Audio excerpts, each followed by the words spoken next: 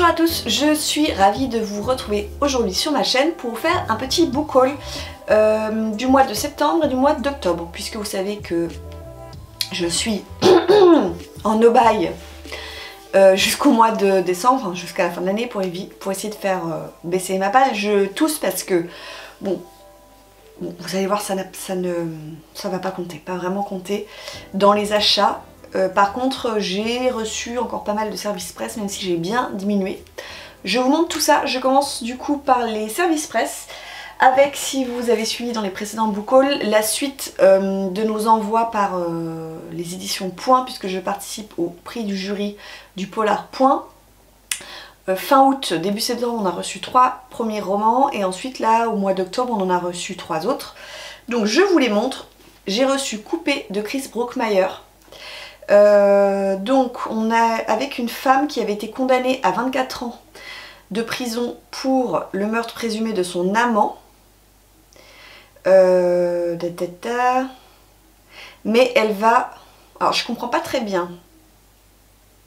Sa rencontre avec Jerry, petit délinquant de 18 ans, et la découverte d'une photo à sa sortie de prison à 72 ans vont la pousser à établir son innocence. Je pense qu'elle va essayer de prouver qu'elle a payé pour rien. Voilà. Il est prévu pour le Black November, celui-ci. Alors je ne l'ai pas rentré dans une catégorie, je l'ai rentré dans la catégorie générale qui est de lire le maximum de thrillers en poche. Nous avons également reçu Brazilian Psycho de Joey Thomas.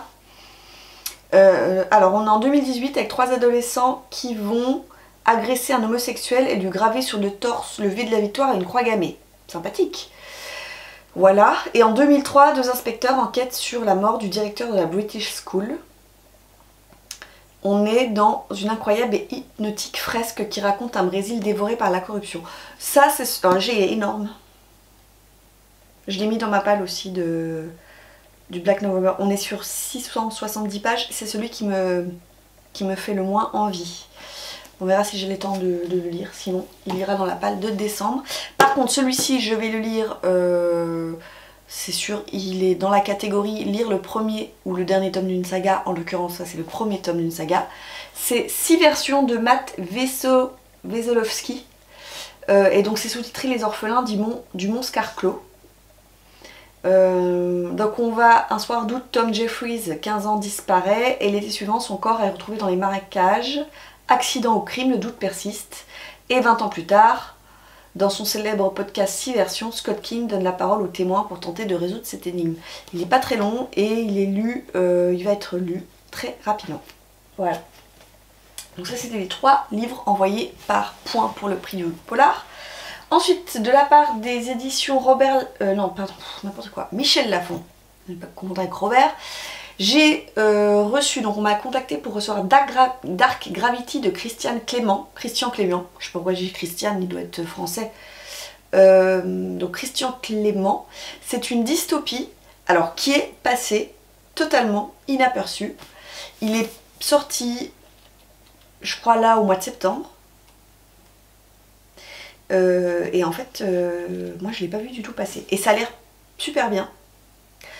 Je vous lis le pitch. Donc, une poignée de survivants sur Terre et dans l'espace entreprend la plus périlleuse des aventures pour tenter de sauver le monde. Ah oui, c'est ça. Il y a eu un incident aux conséquences apocalyptiques, l'inversion de la gravité terrestre. Bah, ça a l'air super intéressant. Donc je l'ai mis dans ma palle du mois de novembre, pas du Black November parce que aucun rapport avec le thriller, mais du mois de novembre. Celui-ci sera lu. J'ai reçu, c'était fin septembre, début octobre. Il est énorme, mais il est magnifique. La Cité des Lames de Robert Jackson Bennett aux éditions Albin Michel Imaginaire. Attention, c'est un tome 2. Le tome 1 d'ailleurs vient de sortir parce qu'il sort en hardback directement. Vous ne pouvez pas trouver en brochet. Par contre, le tome 1 est sorti en brochet il y a peu de temps. On est dans de la fantasy. Donc c'est la saga Les Cités Divines. Avec une place de la religion qui était très intéressante. Où en gros, les dieux, peu importe la religion, sont tombés, n'existent plus. Et on n'a pas le droit de croire en quelque chose. Voilà. Et on est avec une enquêtrice qui s'appelle... Turin Moulaglesh. Non. C'était ça déjà? Dans le premier tome? Bon, je sais plus. Ils ont des noms un peu à consonance indienne. C'était vraiment très très bien écrit. Et en plus, bon, c'est Robert Jackson Bennett. Donc voilà, il est également dans ma palle de novembre, celui-ci. Ensuite, j'ai reçu de la part des éditions Babelio, donc j'ai participé à la masse critique, je pense que vous voyez ce que c'est si vous êtes sur Babelio. J'avais juste demandé ce bouquin et je l'ai eu, donc je suis trop contente. C'est Les eaux de Sous le monde de Stéphane Plateau aux éditions J'ai lu parce que j'adore Stéphane Plateau. C'est l'auteur de la saga Les Sentiers des Astres, que je n'ai pas terminé. Il me reste un tome à lire. Il est tout petit. Il est tout petit. Alors, ce qui est un peu pénible avec les masses critiques, si vous le savez, ou pas, c'est qu'une fois que vous avez reçu le bouquin, il faut aller sur le site pour dire que vous avez bien reçu le bouquin et vous avez 30 jours pour le lire et pour faire la chronique. Voilà, donc souvent je triche, je le reçois et je déclare que je l'ai reçu un peu plus tard. Voilà, comme ça me fait gagner, je gratte 3 jours. Bon. Donc je vais faire ça. Et j'essaierai de le lire début décembre. Et franchement, il me fait même pas 300 pages. Donc ça va aller super vite. C'est de la fantaisie, hein, j'ai oublié de vous le dire. Ah oui, pardon. On est avec Père Romo qui enquête sur de mystérieuses apparitions. Donc c'est un mage. Et il se trouve confronté à une entité qui terrorise 2 ordres religieux de Monial. Je veux pas en savoir plus. La couve, elle est incroyable. Elle a un petit côté Harry Potter, j'ai l'impression que c'est Harry Potter qui arrive, vous savez, sur les bateaux, là, la première année, et qui voit Poudlard. C'est trop trop beau. Ensuite, de la part des éditions M+, j'ai reçu Blackout de Roberto Leonardi. On nous dit que c'est le prince du thriller italien. Ça l'a pas mal. On est avec Ethel et Christopher qui sont mariés depuis 2 ans, donc on est dans un thriller. Ce dernier, donc Christopher, décide de changer de vie. Donc il quitte... Alors attendez, les a eu son travail. Ah oui, et il déménage à Joliet, un village de Pennsylvanie, où il devient mineur. Nanana, une chute de neige abondante, l'effondrement du pont ancien. Voilà, ce qui m'avait plu, c'est qu'en fait le village va se retrouver complètement isolé du monde. L'électricité se coupe et on a une série de meurtres qui font grandir la terreur. Ça l'a pas mal du tout. Ensuite, j'ai reçu de la part des éditions Albin Michel. Je vous le montre, il est trop beau. Alors ça, c'est mon précieux. Ils ont sorti une édition collector de Talisman. Donc c'est Stephen King et Peter Straub. C'est relié avec un jaspage. Le jaspage, je pense que vous voyez pas bien. Il y a des oiseaux dessus. Alors lui, je vais lire en décembre. En décembre, je vais faire une petite palle parce qu'il fait quand même le truc. Ouais, j'appelle ça le truc. Fait quand même 785 pages en grand format, s'il vous plaît. Alors, ce n'est pas une nouveauté. Hein, c'est déjà paru. Talisman, vous l'avez peut-être d'ailleurs lu. Mais c'est une réédition. Ah ouais, c'est tout à fait ma came. Les territoires sont peuplés de chimères, de bonnes fées et de démons. Nul n'y entre, pas même un enfant, sans risquer de perdre son âme, sauf à vouloir accéder au talisman, seul remède contre la mort. Jack Sawyer, 12 ans, est prêt à affronter toutes les épreuves pour arracher sa mère à la fin prochaine qui la menace. C'est le thème de prédilection de Stephen King, un enfant qui va pénétrer dans un monde fantastique, un monde étrange, pour sauver un être cher. On verra bien, mais celui-ci, vu la bébête, ce sera décembre. Et le dernier service presse que j'ai reçu, ce n'est pas un roman, c'est un guide. Je crois que c'est les auteurs qui m'ont contacté. Donc, c'est 100... vous voyez pas, parce que ça fait du reflet. C'est 111 lieux à Aix-en-Provence à ne pas manquer. C'est aux éditions Émons. Et c'est de Arthur Carlier, de Mylène Margaille. J'ai accepté parce que... Si vous le savez ou pas, j'habite à côté d'Aix-en-Provence, pas très loin. Et du coup, je me suis dit que ça pouvait être super intéressant. Je sais pas s'il y a encore des... Si.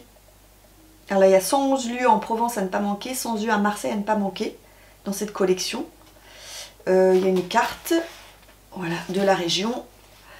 Et il y a plein de choses. Je vois, alors, il y a des choses que je connais pas, donc c'est ça qui est super. Par exemple, la Mielerie Sainte-Victoire, je ne connais pas. L'horloge d'Aiguille, j'ai habité à Aiguille. Les jardins d'Albertas, je connais, c'est très beau. Oui, il y a des choses que je connais. La tour Bellegarde, le théâtre du jeu de paume, c'est magnifique. Enfin voilà, ça a l'air super sympa pour se perdre et pour redécouvrir peut-être des lieux que je connais pas mal ou que je ne connais pas. Voilà, je viendrai vous en parler dans un prochain bilan, vous faire un petit point sur ce bouquin. Et j'ai oublié de vous dire, à chaque fois, il y a un texte et une illustration. Voilà. Ça, c'est tous les services presse que j'ai reçus. Vous voyez, ça constitue, et c'est 2 mois, hein, septembre et octobre. Donc ça reste quand même très raisonnable, je trouve. Et je vous montre les quelques achats que j'ai faits, qui sont vraiment des achats hyper raisonnables. Alors, j'ai acheté, donc, je suis allée, pendant les vacances d'octobre, à Porto, quelques jours. Et je suis allée visiter la librairie qui a inspiré J.K. Rowling pour Harry Potter, qui s'appelle la Livraria Lello. Je pense que j'ai pas du tout bien prononcé. Bon, c'est la librairie Lello. Sachez que si vous voulez aller dans cette librairie, vous ne pouvez pas y rentrer comme ça, comme dans un magasin lambda. Parce qu'il y a tellement de monde qu'ils ont mis un système de tickets où vous devez payer pour entrer dans la librairie. Alors je vous explique.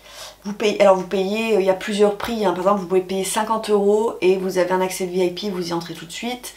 Vous pouvez payer je crois 4 €, mais par contre il faut faire la queue, etc. Et vous passez, et il y a un créneau horaire. Vous choisissez un créneau horaire. Nous on avait choisi le créneau de 10 h du matin je crois. Et en fait, une fois que vous êtes à l'intérieur de la librairie, c'est vrai que quand je suis entrée, moi j'ai été hyper émue. Et c'est très beau, ça vaut vraiment, ça vaut le coup. Ça vaut vraiment le coup, mais sachez qu'il faut payer pour y entrer et qu'il faut faire la queue. Bon, voilà. Et qu'il y a un monde de dingue. On peut à peine se croiser. Donc c'est pas une librairie où vous avez un fond énorme. Ils ont des... En plus, ils ont des livres, alors ils ont tous les Harry Potter dans toutes les langues possibles. Ils ont une sélection de livres en anglais, en portugais, en français, en allemand, etc. Et c'est des best-sellers, j'ai envie de dire, c'est soit des auteurs portugais, soit des best-sellers que vous pouvez acheter partout. Donc ça n'a pas beaucoup d'intérêt. Mais la librairie est quand même fabuleuse. Et en fait, nous avec le ticket qu'on avait pris, il y a un système de, je crois que ça s'appelle du cashback, c'est-à-dire que si vous prenez des bouquins dans la librairie, ça vous rembourse votre billet.